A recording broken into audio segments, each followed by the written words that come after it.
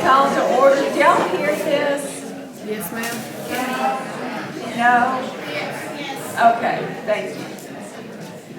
Okay, so anyway, this person, Elaine, will introduce our speaker.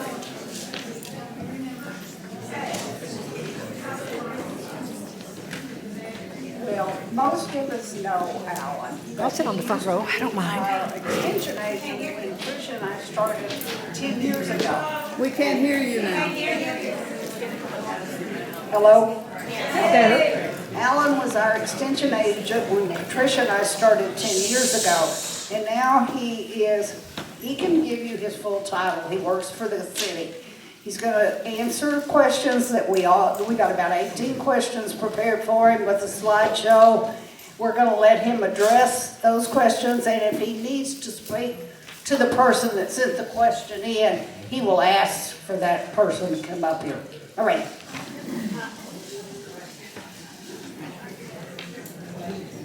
Well, hello everyone. Hello.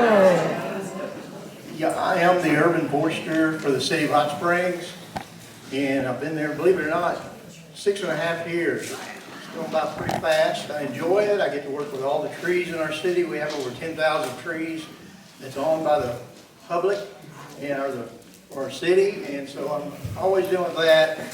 I also oversee the city ordinance on landscape. So any commercial business that goes in, I get to be the one that goes around and inspects that at the end, and just tell you, I'm always the last one they call, and they needed it yesterday. Landscape always goes in last. We do have a new ordinance that just went in effect about a month ago on landscape, so any new businesses, it'll be a little different than what it was. Just when I was getting used to the one we had, we got a new one.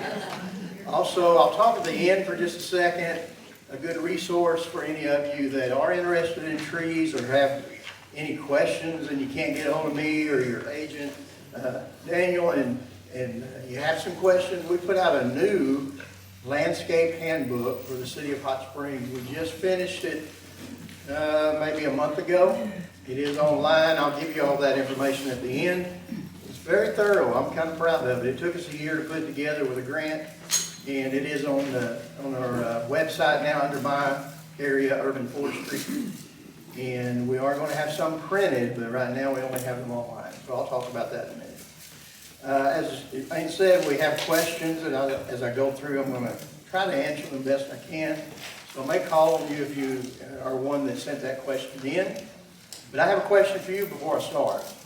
Has anybody had any of that sticky stuff all over their vehicle, or all over their lawn, or behind their house on their swimming pool? I think this was the year of the hackberry woolly aphid. I have had more calls on that. In fact, it's kind of embarrassing. We had a dedication of an outdoor classroom over on the Greenway maybe a month ago. And as we're there, it's just covered with hackberries all around it. Everybody's getting sticky stuff on them. They're kind of wondering what this is. And I just coming out of that tree. I didn't tell them what it was. I don't think they wanted to know. If you don't know, it's coming from those insects, and it's not the tree. It's making that mess. And so a lot of that this year. I think we had a perfect storm with the lack of rain. And they are asexual. They reproduce without mating, and just go every morning when I get in my truck at the parking lot. It's actually covered with those insects. There are so many of them. So anyway, thought I'd throw that out there. There are lots of questions about that this year.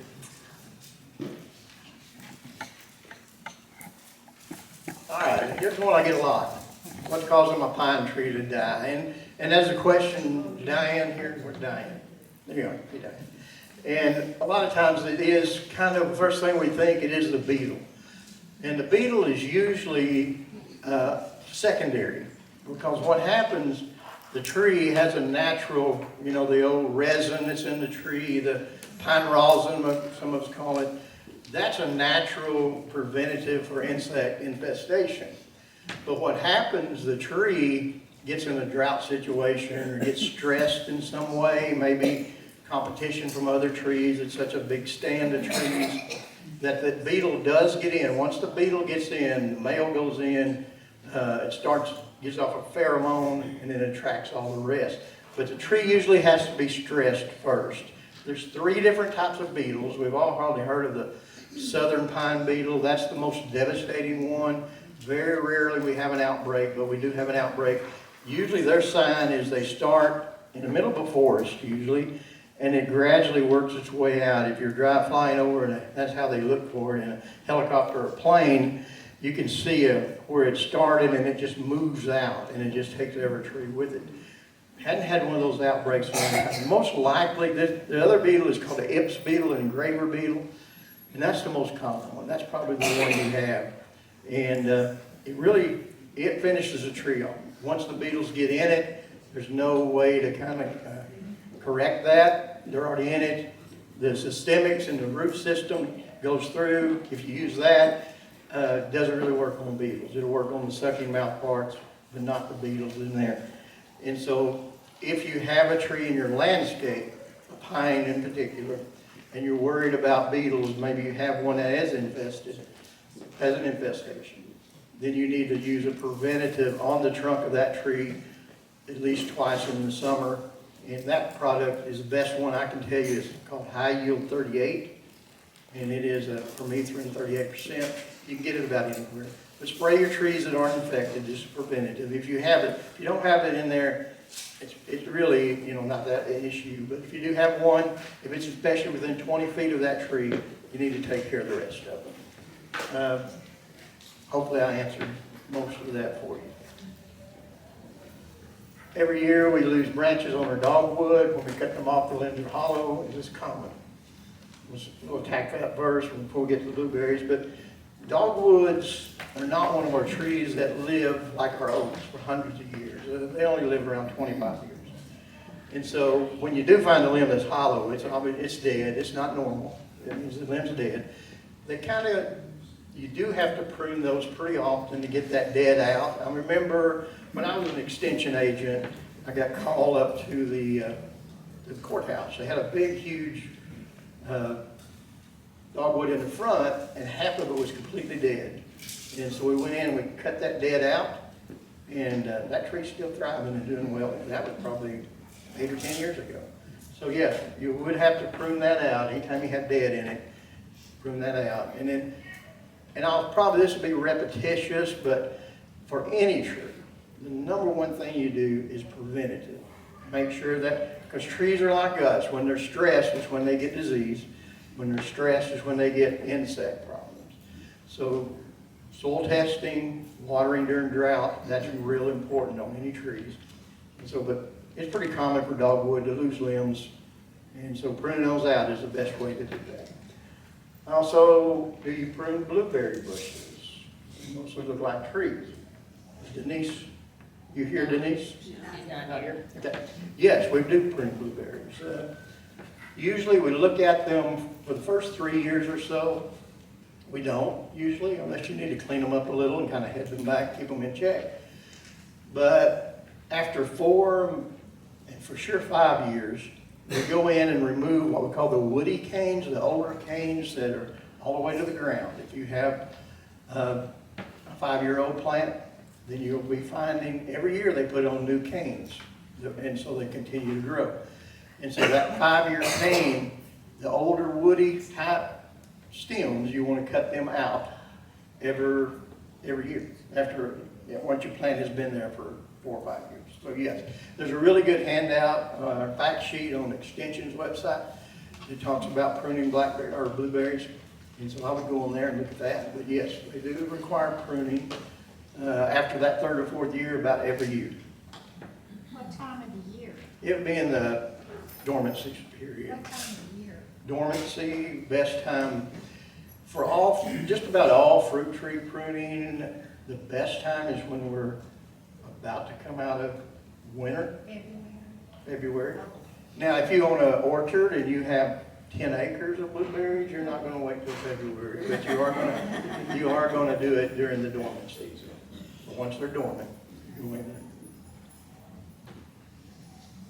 Have Alan makes commit on a withering area of a branch of my oak tree. Rita, I think I saw Rita here. I'm assuming we're talking about here. Yes, Is that correct? yes. Usually, I can't picture out which, is this the main trunk here of that tree? No, it's over, toward the left, it's about the size of a broomstick. Really small. I'm that tall. So those are dead, it looks like, are they? It's the tip, it's just only 2 or 3 branches have the dead, withered looking leaves. Okay, so usually that's a sign of some issue with the roots. When you see dieback on the end of a limb, and not uncommon with oaks, especially if they get, the number one thing that kills oaks is a canker disease called hypoxylin. Have you all heard that one before? Once it gets it, it's gone. What's the name of that? Pardon me? What's the name? Hypoxylin canker. And there's a fact sheet extension about it.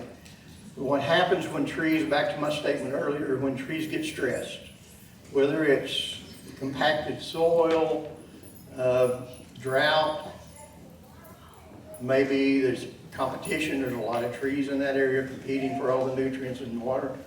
When it gets stressed, that disease is here all the time. It's not one that's just going to jump from tree and kill tree. The tree has to be stressed.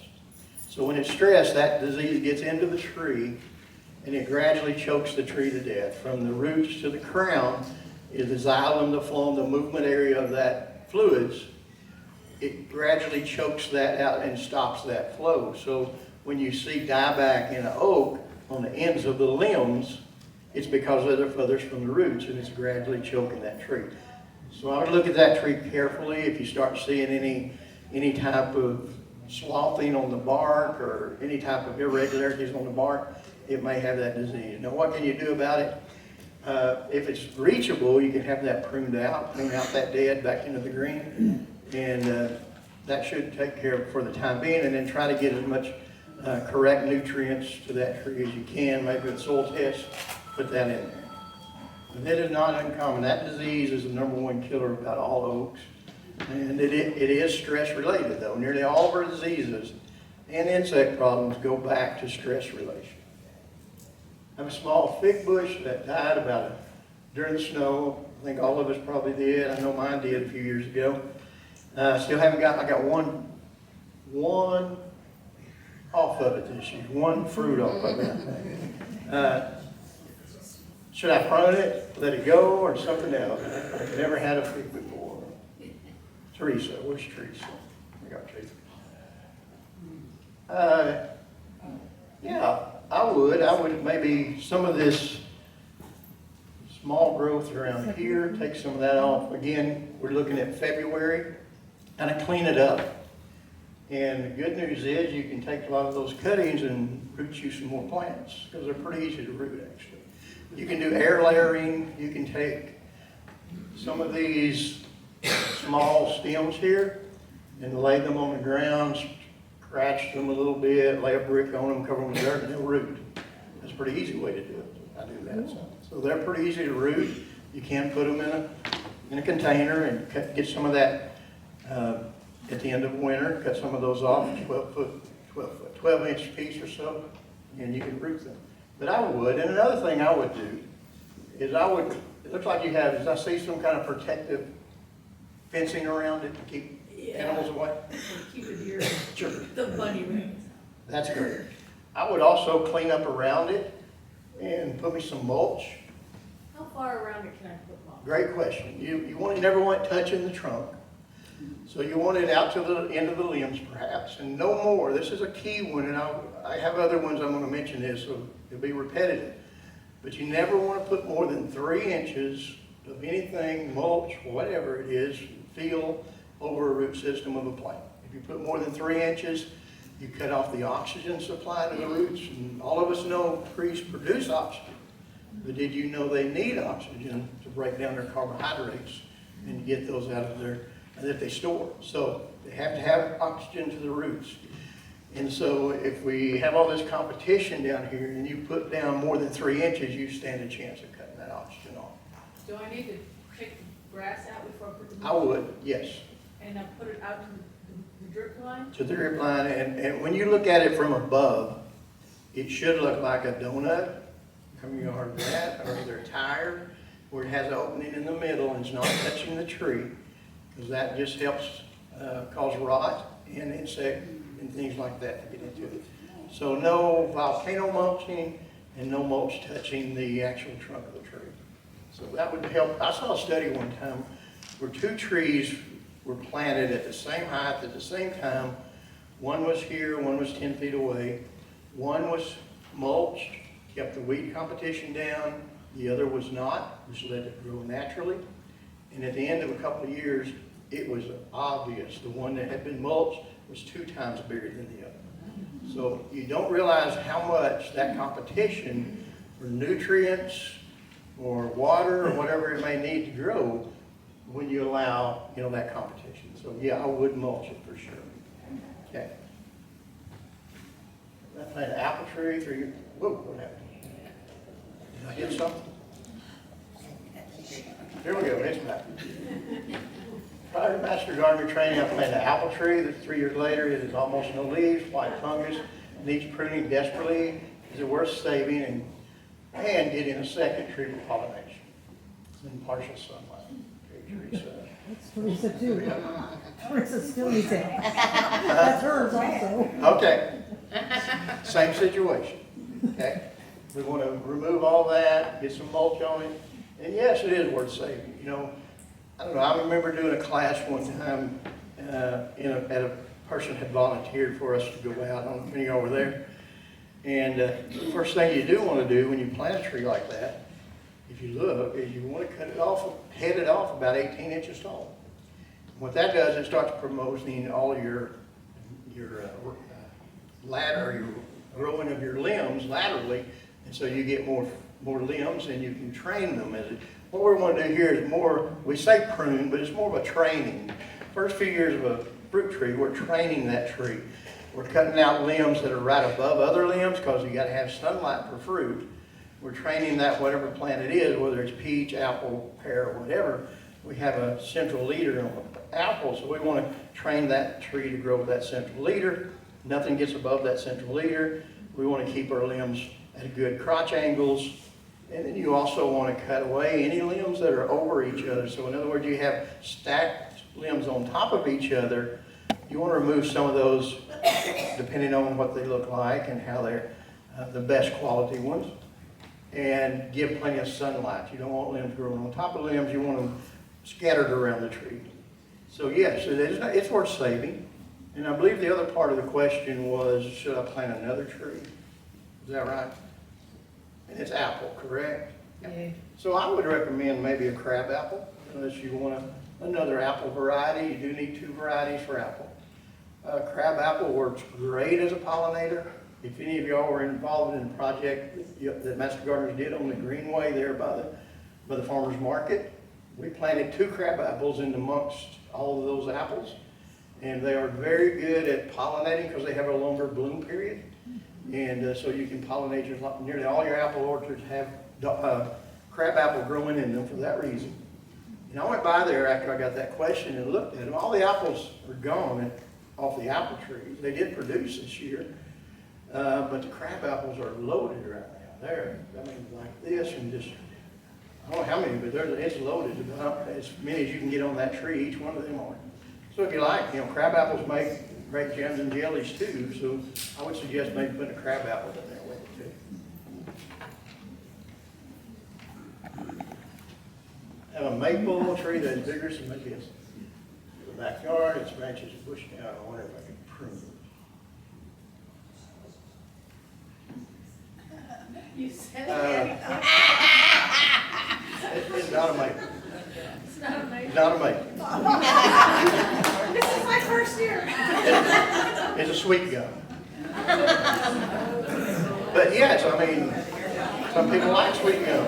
I know Janet Carson, you remember her famous, what she said do with sweet gum balls? Y'all remember that? Yeah, put them around your house, keep the slugs out, keep the animals out of your. But yes, if you want to keep it and you want to get it going, I would prune those lower limbs and especially maybe these down here low, then you can get that mulch around it like we've already talked about and keep it going. And you won't have any trouble growing it, it'll grow.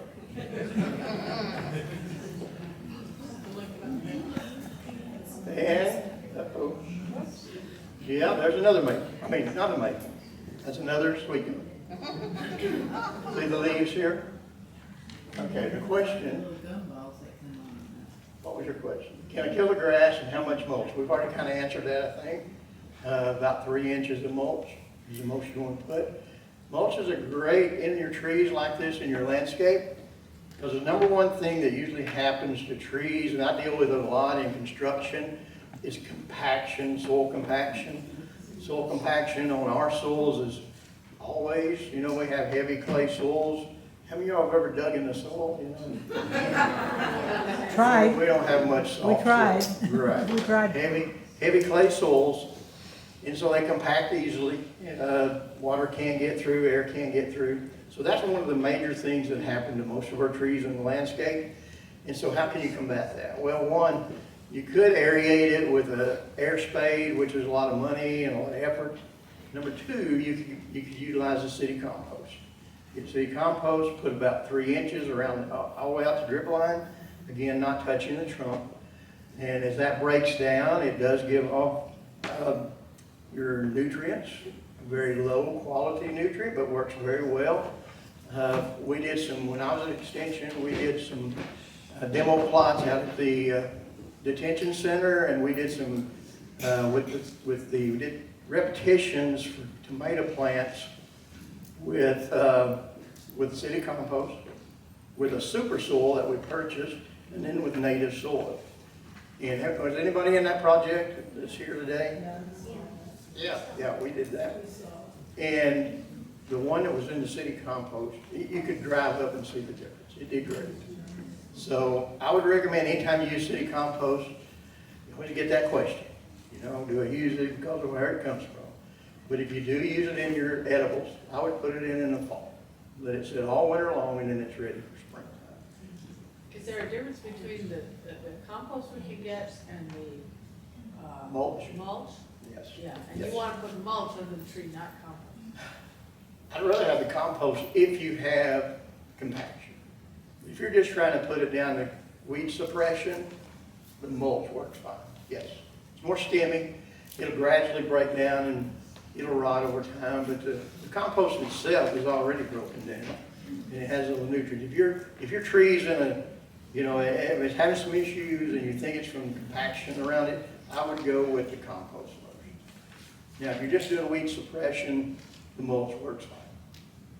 Is there any way I can get the grass out from those big, the soil is so thin where I am, is some of these roots are way up. Do I need to watch about putting mulch next to a root that's got bark on it? Cover it up. Cover You it can up? cover it up. Just Yep. the trunk? Make sure the trunk itself. You don't touch the trunk, but you can cover those roots up, and then that mulch or that compost, I mean, if you wanted to plant, some people like to plant some ornamentals under them and things, that wouldn't hurt a thing if you wanted to do that. I do suggest I get rid of all that grass Yeah. between there. There's no way I can pull that out. No. I mean, I do Smother wildlife, it in compost? I do wildlife food plots, and so before I do, I burn what we call burn them down with glyphosate. Now, a lot of people don't want to use it, but it works well. Glyphosate is a contact herbicide. As long as you're putting it on the grass under that tree, it's not going to hurt that tree. When it hits the soil, it neutralizes it. But it will control that grass, and then put your compost over. If you just put the compost over it, it'll probably kill off the grass also. I mean, it'll smother down, and depending on the grass. Nutsedge, no. Are we saying it's safe to spray on grass? Glyphosate, which is Roundup, which is, It's good don't throw stuff. tomatoes at me. It's good. But it is, but, It's good stuff. yeah. Now, while I mentioned that, let me throw something out there. Due to all the happenings with glyphosate or Roundup, they have changed their product, and you may know that already. If you just go get Roundup at the Walmart or big box store, it doesn't use, most of them don't even have glyphosate in them anymore. which was the original what Roundup was. It's going to have Mizapir or 2 or 3 other little things that have residual, and you do not, Mizapir and some of those, you do not want to get them on the roots of your plant, like I just told you you could with Roundup. So check the label, always check the label, and just because it's the same name, it's not the same active ingredients in there. So always look at them. And if you ever handle chemicals, I'm not going to get into that too much, but they have to know the label. You have to read it every year because it changes. It will change from year to year. So there we go. I'm assuming those are roots you're talking about. So, yeah, you can cover them. Had 2 crepe myrtles about 10 years ago, 10 years old, and I treated them for 2 years. Is Karen, are you here? Okay, so what was the issue with them? You said you treated them for what? Crepe myrtle bark scale. Okay, bark scale. And I didn't do that. I don't know why it's. Yeah, it's back. Okay, we all know what crepe myrtle bark scale is. It's a little insect. It wasn't here until, I'm going to say about 10 years ago. It came in on a lot of plant material from other nurseries or from other states.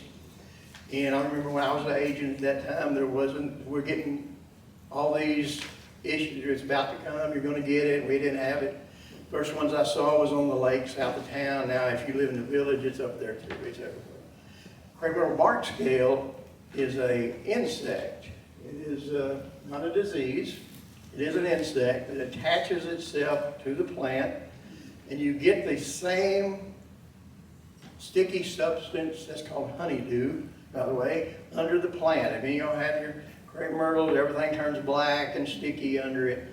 Well, that's from the droppings or the excretions from the insect, the bark scale. It's a little insect that attaches itself. It has a crawler stage, but the best way to control it is with a systemic poured around the root system. It systemics into the tree, and then it sucks on it and kills it. So that's the best way to control that. It usually doesn't kill the tree, honestly. They're going to be ugly. I haven't had any research on this, but I found that the more crepe murder happened, the more apt your plant was to get the insect, because it stresses the tree, and they're going to be attracted to that stressed tree. So the control would be to pour that systemic around in the springtime of the year. Can I answer her question? Okay. Do you have any recommendations for the systemic product? I would get with my county agent. I can recommend them, I do all the time, but one of the most common ones is Bayer tree and shrub. Bayer, like the B-A-Y-E-R, and it is systemic. It works well on the bark scale. It works well on the woolly aphids, on the hackberries. The key thing to all of that is timing. Timing. I don't know if Daniel's been there long enough to get it, but he'll start getting, I can tell him what questions he's going to get next year. The timing of these things, you know, in the spring you get says, I got the sticker weed, it's coming on my dog when I send it out, and they won't spray for it. You can't spray for it then because it's a winter annual, it's about to die. So the key to it is to know preventatively how to do it. And with the crepe myrtle, bark scale, with the woolly aphids, all that's done in the spring to prevent it in the fall. So always remember that those types of things. Now, do I already have a disease? They shouldn't have. They shouldn't have any scale on them at that age. You talking about little small ones? Yeah, I didn't have the patience. Okay, they're going. I want to look at Okay. the tree, so I pulled them up. Now the babies are up. And Okay. I want to move them. And I don't know if they are already infected. They shouldn't be. They shouldn't be. I think yes, and if they are, you can treat them. It's not that bad, and really safe for the plant still. I would say yeah. You're talking about just some crepe myrtle, small crepe myrtles, right? That are volunteer. Right. Yeah, should be. I wouldn't think they'd be. Y'all, please hold your questions and let him get through our slideshow. How am I doing on time? I need to hurry. Question about a beautiful, oh boy, ginkgo. And the first time it's produced, yep, usually they're about 20 years old when they do produce. Female trees do produce. And thought it was a male, but it wasn't. Stop producing fruit next year, or I'm stuck with that foul smelling thing. Reggie, where's Reggie? Good question. I did take a few notes and looked up a few things. I don't know if there's anything you would want to try to do. There are some products out there that do kind of help with delaying fruiting and things like that. Let me see if I can find where I wrote that down. And they would have, again, just as I got through talking, I didn't intend to try to follow up with that, but the timing of it is real important in the springtime when they're flowering or about to flower. And I'm not up to date on any of that, but I can throw this out there, a couple of things. There are growth regulators such as Florel, F-L-O-R-E-L. It's a fruit eliminator, and then E-T-H-E-P-H-O-N. Both of these are growth regulators, and they are available. I would recommend, if it's a large tree, and I think we have a picture of it maybe. Yes. And it would be difficult to do. You can prune it fairly heavy in the spring before it starts flowering, and especially on the end of the more mature limbs. Maybe that might help a little bit. I found this interesting. The best one to do, since you have the female tree, they are dioecious. And so it needs a male tree to actually produce. So the neighbor has one somewhere. Find male. I just got a crab apple 10 years ago, and it's just started putting on the crab apples. Do you think the crab apple is? No, they're not. But if you can find that neighbor that's got the male and cut it down, you'll probably. How far away could it be? Usually they're, 100 yards or so, somewhere in one direction. I don't know. It depends on how they're, if it's wind, I can't remember if they're wind pollinated or how, but there has to be something pollinating it. Yeah. So find that neighbor when he's not home. They are beautiful trees though. I love this time of year. It's probably about time for it to start turning. And have you ever studied the ginkgo? There are so many medications that's derived from that plant. It's pretty neat. Ginkgo biloba. Japanese maple is beautiful, however, it's close to the house. The canopy is so heavy it's covering the facade of the house. Discuss pruning it, and should it be a multi-year? Ann, where's Ann? Ann, how are you? Oh, wow, it is beautiful. It's close, it's close. Yeah, I can already see what you're talking about. I think the next picture shows it up against the house, best I remember. But before we leave this one, let's look at, if you wanted to come in here and take a little of this slope, you'll be back. Take a little of that load off of it, here and here. Now let's look at the other picture. And obviously you want to get it away from your house. But yes, you could. I would wait again till dormancy, maybe any time you prune a tree, and this year, I'm telling you this, and then yesterday my forestry crew pruned a crepe myrtle. It is a new project and had to, but anyway, if you prune this time of year, you stand a chance of new growth. And new growth coming on this late in the season, and then who knows what's going to happen in Arkansas. I think next week we may get some 40 degrees if you look down that. Who knows what can happen. So you prune down, the tree gets a little burst of growth. And then we get into winter, and then 6 weeks from now we get a real hard freeze. Then that stands a chance to burning back that new growth. Does that kind of make sense? Because we really don't want to prune this time of year. And maples can be a little touchy. They will bleed, what we call bleed, if you prune them in the summertime or after they kind of start flushing in the spring. They have a lot of excessive sap that comes out of it. So the best time to prune this tree would be right before we get out of winter, which I've already mentioned several times, but late February time frame. And another rule of thumb on pruning trees, we never want to remove more than 1/3 of the canopy at any one year. So you wouldn't want to, if you think there's going to be more than that taken off, yes, I would make it a multiple year. I would kind of highlight that area up to my house and tip back the limbs that are heavy on each side a little bit, and get it back in check. And it should be fine. That's a beautiful tree. Been there a while, hasn't it?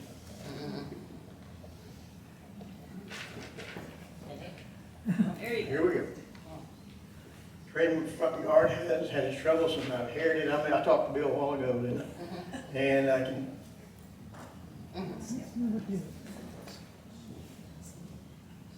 Take it down and start over. All right. I think take it down, Bill. A couple of reasons. Number one, I mean, I'm not always in a big hurry taking trees down, especially if they're not hazardous to, you know, I'm certified tree risk assessment, so I look at trees every day. One neighbor says their tree's going to fall on their house, it's leaning a little bit and so forth. But if a tree is starting to show, correct me if I'm wrong, where's Bill? I talked to him all day. Correct me if I'm wrong, Bill, it looks like maybe some fungal growth on it. Does it have a little fungal growth on the trunk? White looking stuff there, I can't tell. But, okay. Well, there is dead wood in the center there, it looks like, here. Yeah. So, kind of up to you. It's going to continue to rot and drop these limbs. I see your hat down here now. It'll continue to do that. My opinion, I would remove it. I would go ahead and remove it and maybe make plans to put me back another, whatever variety you may want to do. But I think it's going to be a lot more effort involved. It's starting right there, below where that stump is in the middle, where the main trunk was broken off. Here? Below that, there's a limb that's coming off to the left there. That's, I've noticed is dead all the way up. So it seems like there's, where that stump is, it's dead to a certain point. And Right. then it's growing from there too, so. And it being the main leader, which is what, that main central leader there, it's going to continue to do that, I'm afraid, and it'll just be a lot of effort. In my opinion, I would probably remove it.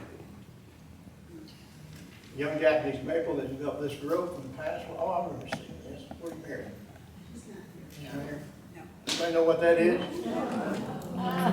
Somebody says, is it cancer on my tree? It's called a burl, B-U-R-L.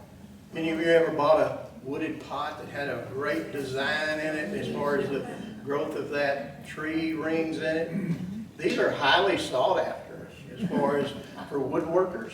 There's some that on large oak trees that get huge and are very, very valuable. So don't tell Mary I make them over here. But it shouldn't harm the tree. They're caused, the reason they're usually caused by some type of injury or either a fungal issue at a young age on the tree or an insect got in there. But some kind of injury, there's multiple things that cause them. But they do grow, they get larger. Of course, if you removed it, you're going to expose that tree to a lot of issues. I would just let it grow. If anybody talks to her, she hears it. I just let it grow. And then when the tree gets mature and you lose it or something happens, call you somebody as a woodworker and see how much you can get. It is called a burl. Oh, I remember Shar. Where's Shar? I remember coming. Has a beautiful, here we go, magnolia. Tree in front of her house. It's messy, and if you have a magnolia, it's messy. Yes. I'm not a big fan of magnolia. They're all over Hot Springs, up Bath House, you know, on the Park Service side over there, the National Park Service side. But they're a little messy. They get a fungal disease. It's hard to treat. You're going to deal with cleanup all the time. But they are beautiful trees, and they do bloom beautifully. And so, what we got here? It was healthy a couple of years ago. The tree's quite old. It has some trouble producing buds. Crown. When you say crown cleaning, is that what we talked about? I think that, yeah. Where you take out the dead, crossed up, the broken ones and so forth. And 2 years ago, we considered crowning again. Branches have continued to die off. I drove by there, and I think they're dying at the end of the limbs, right? Yes. Mostly. And any natural fertilizer, improve flower, and expand our garden. I'm afraid, I believe we might talk about digging. Well, you can, if you want to aerate that soil with an air spade. I think I've kind of covered some of this already. Or you may want to, that gets expensive, and it uses air, high pressured air, to clean around the roots rather than, it aerates the soil, and then you come back and put compost, and it makes a good growing medium for those roots. It's very expensive to have done, and I know a few in our area that can do that. Alternative is what I've already mentioned, if you wanted to use some compost, not mulch, but compost, and put about 3 inches all under that drip line up to within a foot or two of the trunk. And that'll gradually break down, it'll gradually loosen the soil. I can tell you an example real quick. I didn't wind up. But I did use a big area on the median on Grand that had a bunch of issues with digging when they put in some pipelines. And I come back and I put compost all the way through there on probably 15 trees, expecting to lose some of them, and those big oaks in the median. I've lost them all over, but not there. It has done great. That was 3 or 4 years ago. So I'm getting in trouble. I got hurt. Holler at me on the I have a gum tree that has been attacked by beavers. Yeah, I saw that. I remember, what can I do? How do I protect it? I have wire. That's the best way. Whose question is it? The best way is to put some type of exclusion around it. I know they'll tear it down, but you can use some of the peppermint oils and things like that, maybe some pepper sprays, and when they chew on it, it gets their mouth hot and so forth. It's just like with deer. No one thing's going to stop it, but if you use multiple things, maybe you can control it. And I think the second part is, what can I do about it? Anytime we have a wound on a tree, I deal with it all the time, cars hit them everywhere in the city. You want to clean it just like you would a wound on your arm or your hand. Clean around the perimeter, get all that loose bark out. You may want to spray it a time or two a year during the summer to keep the insects from getting in that vulnerable spot. But trees are real good at what we call compartmentalizing, where they put a callus around that area, but it won't fill back in. But they compartmentalize that. It's called coating, if you want to study it. And let's see. I'll think of it in a minute. But you do that, and the tree will kind of heal over around the edges and protect it. But it is good to clean up that wound.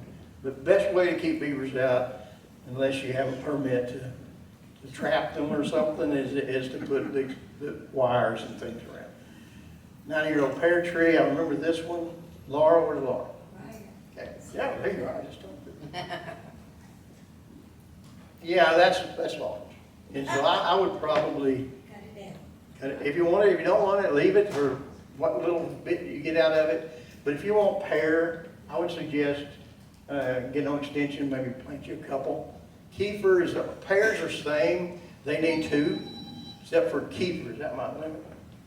Except for kefir pear. I plant kefir pear in my wildlife food plots because they do not need, they will self-fruit. And so they're the only ones that will. But kefir pear, if you want to plant 2, you do that. Cut back. Do I cut off branches that are black? No, that's crepe myrtle, right? No, I wouldn't. That's from the bark scale. That's their fermentation of their, when they drop that sticky stuff, it ferments and causes a fungus. And that's what that is. You can wash that off. It'll wash off. It's not, you can click on, if you're interested in pruning a tree, if you click on that, it'll go straight to it.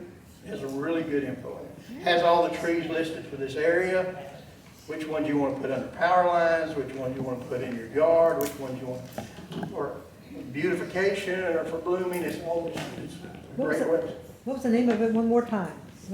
Hot Springs Landscape, what? Handbook. Okay. Handbook. I'm gonna put you on, Spell out I'll put you on Hot Springs, Facebook, how about that? I'll get the information, I'll get him to email it to me and I'll send it out. We'll send it out in the newsletter. How's that? Okay. And my email has changed also, if you need me, A. Bates, at hotspringsar.gov. Okay. All right. Thank you.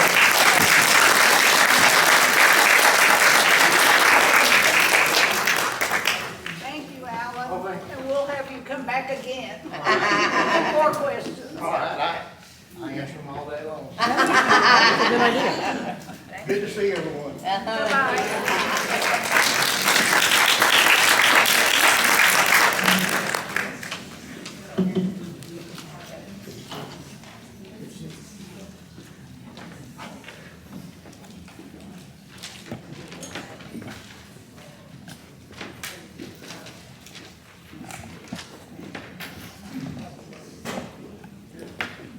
Okay, before we start with the, whatever it is. Thank you. I'm gonna blame it on the lack of hair, okay? Okay, based on remarks from the member survey, from now on, do not speak without a microphone. You will not be recognized. And we're gonna have people out there with microphones to come to you. We can do that, Alan. If you have an announcement or something you wanna say at the end of the meeting, put it on the agenda, let us know in advance. And these are thoughts only, think about it. People are complaining about the meetings, the timing, they're too long. Do we want to have the business meeting before the speaker? Think about it. Or do we want to move the meeting to 12 noon? We can discuss this later, it's just things for y'all to think about. Also, they have, I won't say new purchasing procedures because they've been there for a year, but it takes time, so spontaneous purchases are not possible to be reimbursed. So committee chairs, you gotta plan before you buy stuff. So, back to the agenda. Minutes, Marcia Oliver. The minutes, the executive minutes for October of 2025 were published in the newsletter, and are there any corrections, additions? If not, then they'll be published as written. Thank you. Cheryl Beauport is not here, and I didn't grab the cash report. We have about $50,000 in the depository account, and about $17,000 of that is reserved for different expenditures. So we don't really have $50,000 we can spend. And then of that money, we need some to start the next year before the plant sale. Membership? Yes. Well, today we have 76 members present. We also have 6 guests. We have Steve and Mickey. Yeah. They are visiting us, and we're hoping that they'll fill out the applications. Go by the extension office, 200 West Woodbine, I'm sorry. Okay, then we have, I think, Harley, Mitchell? Harley Michaels. Michaels, all right, and you filled out the application? Have you filled out the application to join? Yeah, well, I mean, I filled out the membership application. Okay, thank you. Rebecca, okay, she is going to go to the extension office. We've already talked to her. Marianne has already got it filled out and ready. And Liz, you just came in, so I know nothing about you. Are you already signed up? Lisa. Yes, you're already signed up. Great. All right. We're looking forward to our new class. We have our 13,866 sanctioned hours, 1,107 non-sanctioned hours, making us a total of 14,973 hours. We also have 5,239 education hours. I've noticed that a lot of people aren't putting education hours in. I know you do them, you just don't think about it. Reading a book, looking at online, all those things count. So try to Try to record some of them. And if you don't want to call in the next few days, you might ought to put your hours in. There's a list out in the hallway showing how many you have. And if you need any help, give us a call. But if you don't want to start your phone ringing off, you might ought to get them in. Because it will crash the 15th. We know, December 15th, we know from experience. All right, thank you. Elaine. I really don't have anything. We're pretty well set for committee chairs for next year. We are looking for a committee chair for Sow and Till to take over from Karen and plan your own type of program for us. That's really all I have. What are you holding up? What do you got? Somebody lost this at the desk. Oh, okay. It's a card. It's got sun on it. May God smile down on you each day. Somebody dropped it, getting their money out. Okay, Karen. Okay, Gail. Okay, we actually have 4 new people that are now certified. Nancy Pfeiffer, Megan Barton, Paul Barton, and Sydney Brewer. Martin's good. Is Nancy here today? I didn't see Nancy. Okay, we also have Janet Aragon, who has not yet gotten her. She was the first one back in, well, not the first one, but well back in the spring. She got certified, but she's not gotten her pin. So, Janet, can you come up here and we'll get your Busy Bee pin and...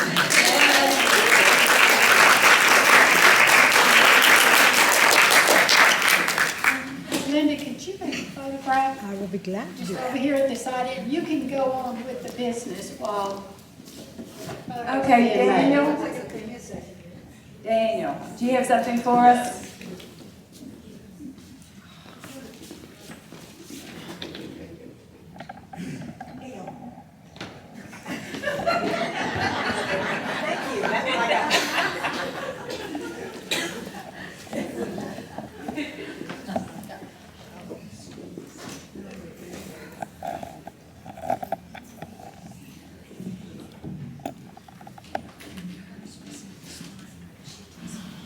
Hello everybody.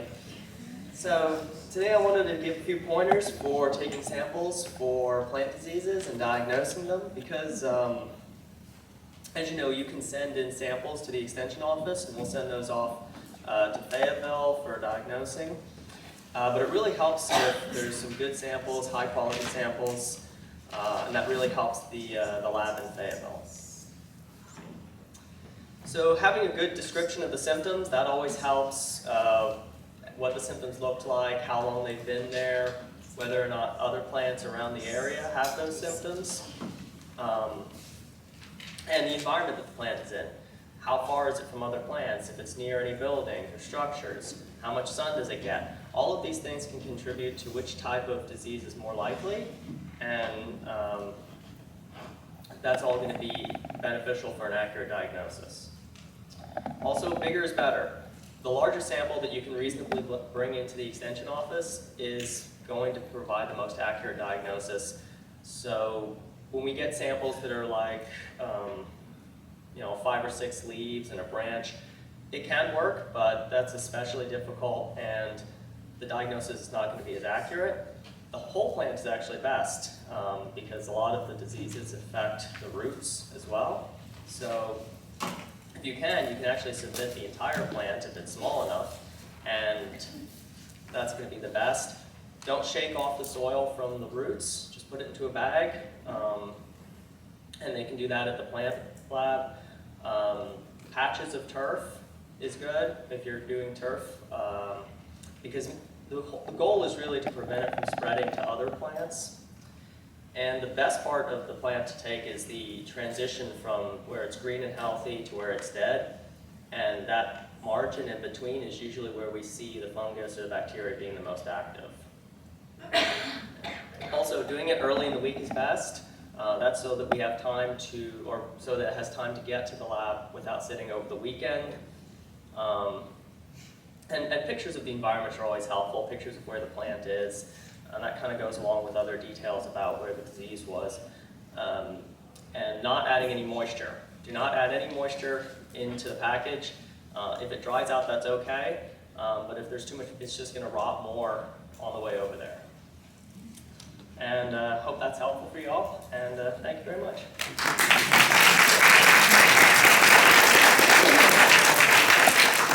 It's a big, plain dead plant, you know that.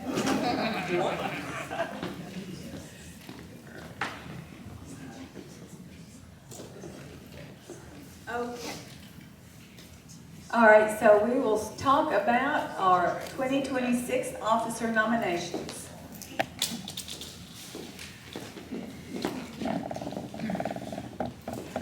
I'm happy to announce our slate today. Now, the voting on these officer candidates will actually occur next month, but I wanted to read the slate to you today so that you can be thinking about it. For president in 2026, we have Sherry Davis. For first vice president, we have Shar Becker. For second vice... Can they stand up? Yes, please. Please. Sherry. Sherry, yes, thank you. Sherry Davis, Shar Becker. For second vice president, we have Annette Gibson. For treasurer, now, is Cheryl Volper. Now, you've been seeing Cheryl for several months, but recall she took over and served last year by appointment for a previous candidate that we had voted on. So we actually will need to vote on her for a full year term this year. And then for secretary, Becky Landis. Now, we also have Becky, thank you. We also have two individuals that have agreed. They're not on the slate. They will be in training this year for offices and be on a slate in 2027.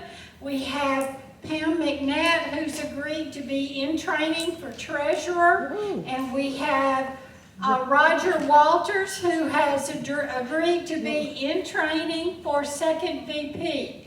We are looking for an individual, a volunteer, who would like to be in training for secretary.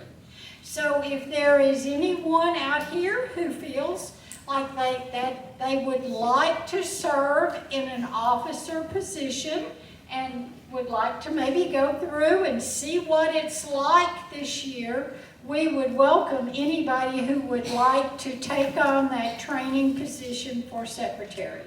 Voting for our 5 candidates will occur next month.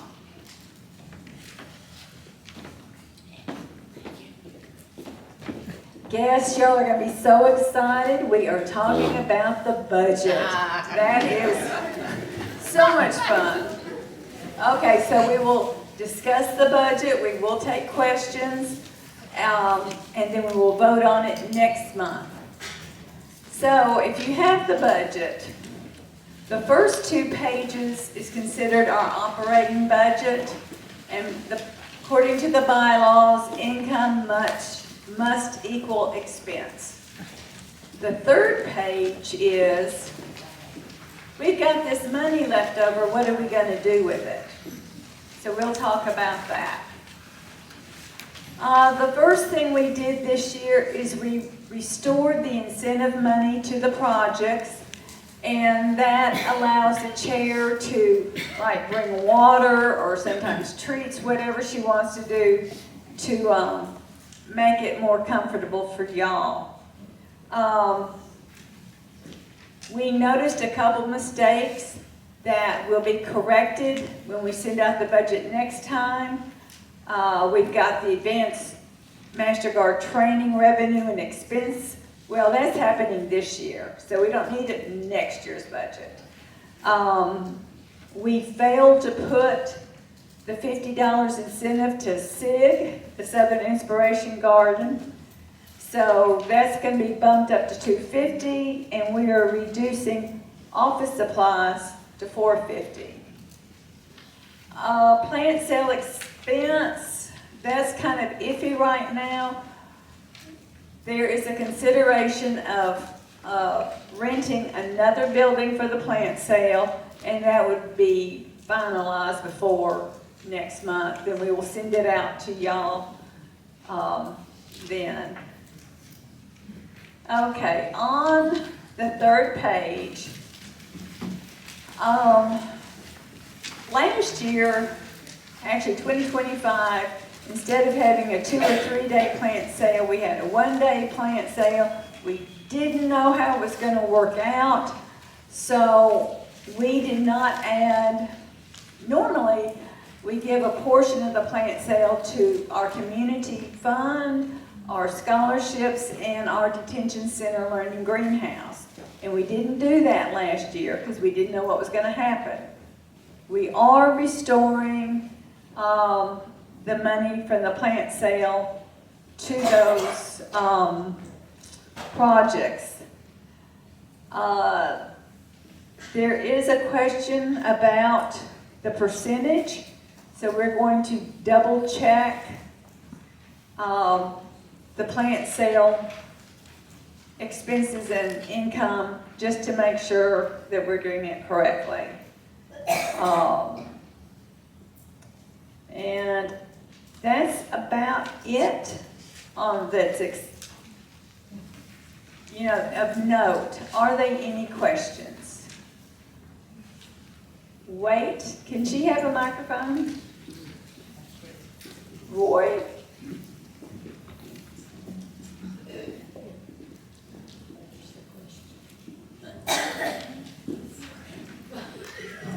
I hope I'm not splitting hairs, but I didn't get an opportunity at the board meeting the other day. I was confused about the term incentive budget. And do we mean discretionary, or is it really an incentive for something, or? It's money to be spent on your members. Like I said, whether it's water for them or a treat for them, it is not for, oh, let's buy a plant or let's donate to somebody. It's money to be spent on your members. Okay, I just didn't get it because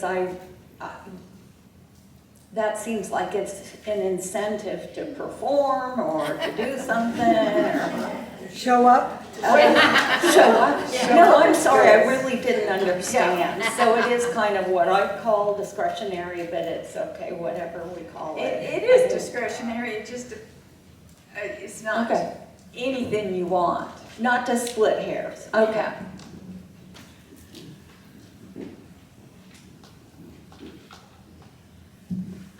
Just a real quick note. The budget makes the assumption that the plant sale income will bring in $19,000 for the day.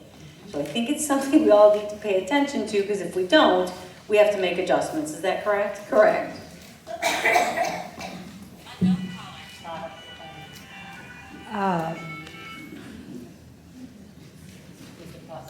You said you were checking on another Stand up and- area for the plant sale. Are you gonna add another building, or are you gonna move it? No. Add another building. Like 2 buildings? Well, we've got, horticulture plus a vendor, and we're talking about adding 2 vendors, and we're talking about adding a third. Okay, right. We have 2 vendors, or we have We- 2 buildings for vendors? We have one building for the garden show planned right now. We have enough vendors that we think are gonna purchase booths that we could fill a second building. And that, now, this is just covering cost. The garden show doesn't really make any profit. All we're trying to do is sell enough booths that it covers the cost of renting and adding an extra building. Are we gonna charge for the vendors? Yes. Do we know the amount yet? We originally planned approximately $40 per booth. They have it one day from 9 to 4. We have been looking at our cost, and our costs are such that we may have to charge $50 per booth in order to break even, especially if we add a second building.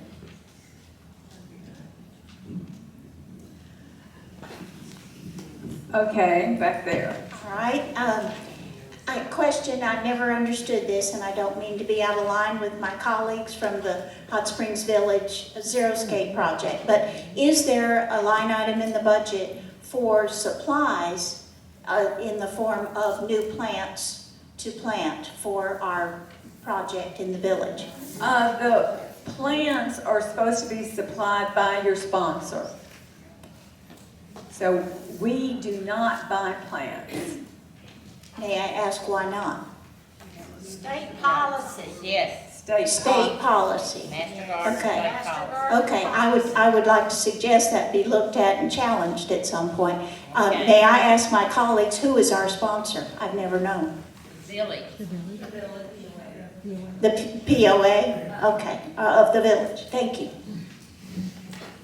I don't need them, don't know that I need a Yes. Yes. I do? Yes. People are hard of Okay. hearing. Oh, I'm sorry. Don't move. Stay there. Your cord is tight. Okay, I'll stay right here.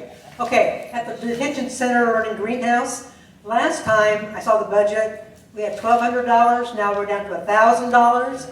I'd like to remind you that we produce a lot of plants to go to the plant sale, where we do make money. I'd like to you all to review that again for the learning greenhouse. We produce a lot of plants, sell a lot of stuff. Hey, we don't. Who said that? We don't produce plants? Yes, you do produce plants. Okay, thank you very much. That's my comment, y'all. Anything else? We're moving on. Whoop. What was the grand total for the plant sale income this past year? 27, what is that number down? 23,799. That was gross before expense. As a former vendor, which I don't do anymore, $40 is very inexpensive. I think that could be raised. The last time that I was a vendor, it was like $225 for 2 days. So I don't see that $100 is out of line. That's just personally from my personal experience. Well, your experience as a vendor, yeah. I appreciate that, and we might consider going up some. We also are sharing the fairgrounds itself with Savvy's Golden Dream. She charges $40 for her booths. I mean, I think ours is much more interesting as far as walking through it than Savvy's Golden Dream. We were talking this morning about maybe going to 50. Our problem is they have a limited time from 9 a.m. to 4 in the afternoon. But last year we had a huge crowd, and they did well. They profited last year. I don't know if we'll have as good a crowd this year. I'm anticipating we will. We will consider a higher price. Some of us want to bump it up. Bump it up. Yeah. All right. So like I said, a corrected budget would be sent to y'all before the next meeting. Are we charging a vendor if they use more than one booth, like 2 tables or however you're going to set it up? Yes. Yes. Do we know what that fee is? Is it the same thing, just double? Yes. Thank you. Okay. Moving on. Next year, as a concern of chairs of not getting enough new master gardeners or people to work the projects. It was talked about the new master gardeners don't know about the projects. So what we're gonna do this year, or actually next year, is to have an orientation the Thursday before the actual training starts. And we'll bring food because God knows y'all won't come if there's not food. But, you know, that's when the chairs will have more time to talk about their project, to show pictures of what they do and give an understanding, and also more time for us to say, this is what we're about. You know, we had the interviews, but those were quick, you know, and this will just give us more time. So, we will take any recommendations, especially from the first-year Master Gardeners. If you want to, you know, you've got the email for the mentoring committee. We've got, just send your suggestions there. And you're looking like, what are you talking about? No, I've got a comment.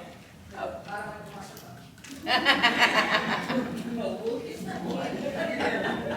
I'll take care of that.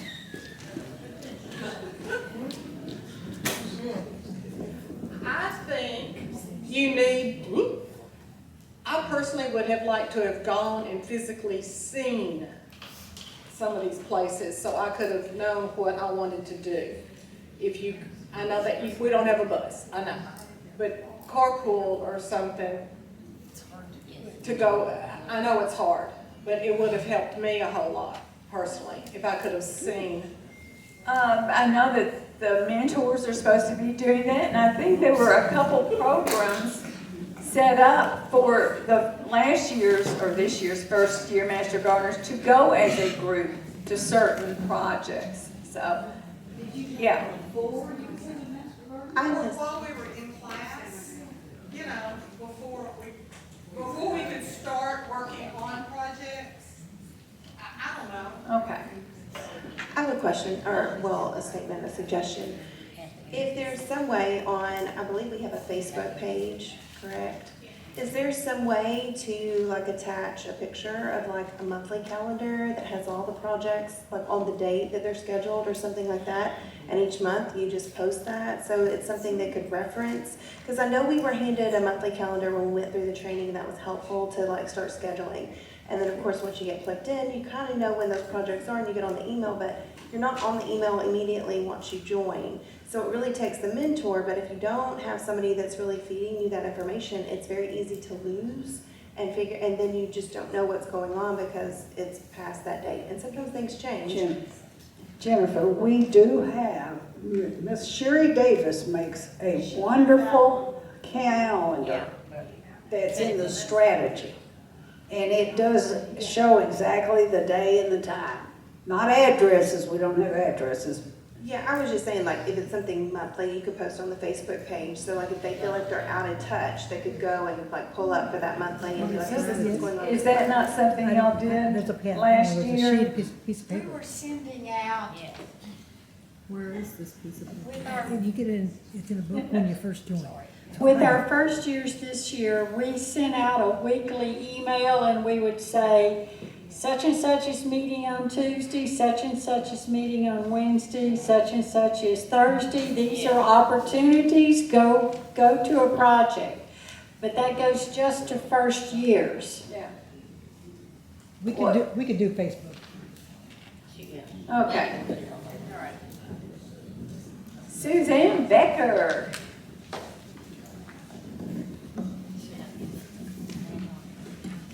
I don't have a solution for the issue, but the most prevalent feedback I got, and it was global, was that people felt inundated by emails and messages and they felt so overwhelmed. Is that, you're laughing, is that because it's your experience or I'm dumb?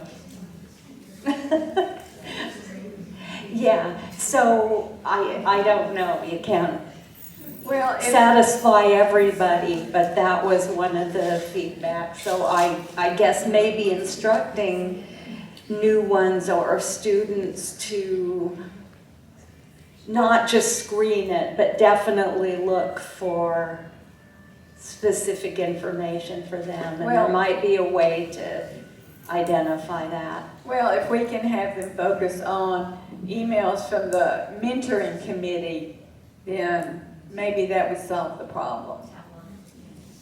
Okay? Anything else? All right, in December, on the 18th, we're gonna have a potluck. And you got your sign-up sheets over there. And it's just, there's a tiny, tiny little business meeting because the state requires it if we're gonna pay for a meeting. But it's mainly just fun. And then on December 3rd, there's a leadership tea, and this is for the committees, their assistant, or the committee chairs, their assistants, and appointed positions. So it's definitely worth your while to step up and be a chair. Gwen? You said Wait, the. wait. You said the potluck is the 18th and this is the 12th. We'll mark it out. December the It's the 18th. 18. What are you looking at? Your agenda. Oh, my agenda doesn't have, oh, it does. Well, we did the agenda before, because the Elks in the past couple of years have been closed and da-da-da. Anyway, it is the 18th. We got another Here, one. Teresa, here. Quick question. I don't have my calendar with me. Are we going to have a sign up in November that we can also sign up for the potluck? Yes, yes. Thank you. It's right back there now, but we'll do that. Okay. So until about bulbs.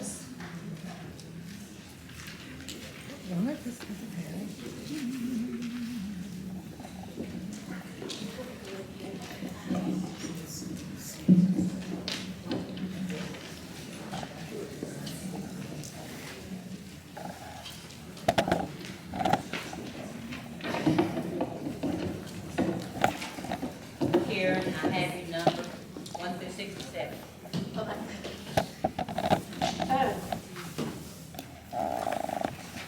So until this year will be my last year as I've served my 2 years. And we're gonna go out with a bang.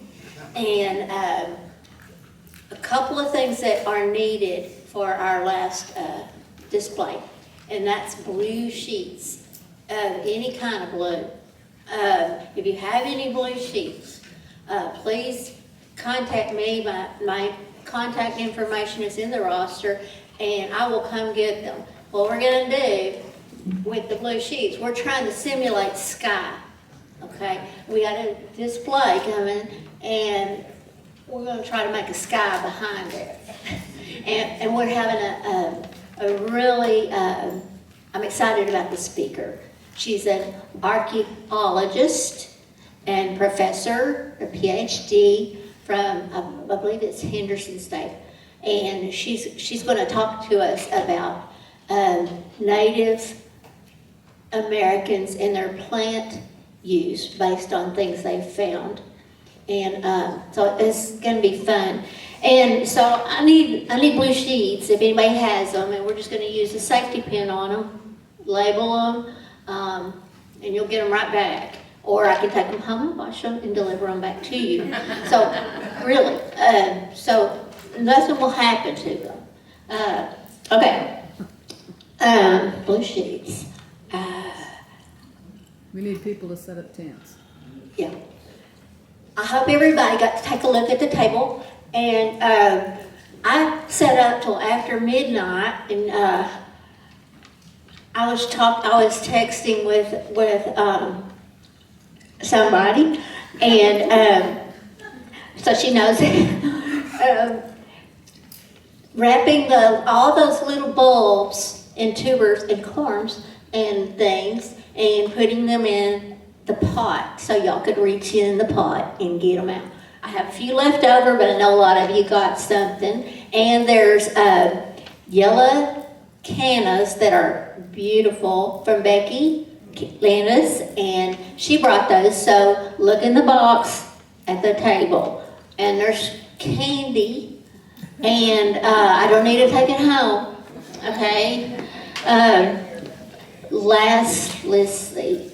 Oh, I don't know if the executive board is going to approve or if there's any interest, but there's, I've done my 2 years on the parade. And if anybody's interested, that'll have to be determined by the executive board whether we're gonna do it. The parade is in March. It's the St. Patrick's Day parade. Okay. Last, I got scaredy plants, and this is a dead nettle. It's dry shade, and it's it doesn't take a lot of water or anything, but it's shade and it's a ground cover. So, Lynn? Yes, 1 through 76. Somebody choose a number. Okay. Tricia? 1 through 76. 51. 51. 51. Deanne Rogers. Deanne Rogers. Did she leave? You. Oh, there she is. Oh, I didn't get her. Hey!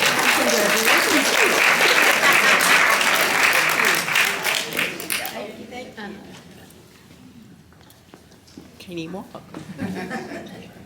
Oh, I forgot something. All right, like I said, we're gonna do our last table, and to set it up, the few of us can't do it all. And so I need help to set up before the next meeting happens in November, to come like at 10 o'clock in the morning and start setting this up. If you have hours, if you need hours, you're going to get hours for coming early to the meeting. We've got to pin up sheets, we've got tents and things that we need pitching. And so I really, really need some help. If you'll see me after the meeting or text me is the best, and I'll give you more information. It's not hard, it's really easy. Okay. Thank you. Okay, and the final thing, Roy is going to tell us what we need to do with the chairs. Put them up, except for 25. Leave 25 now. I'm sorry, what? Leave 25 chairs on the floor, we put the rest away in the tables. Okay, leave 25 on the ground and put up the others. Meeting's adjourned.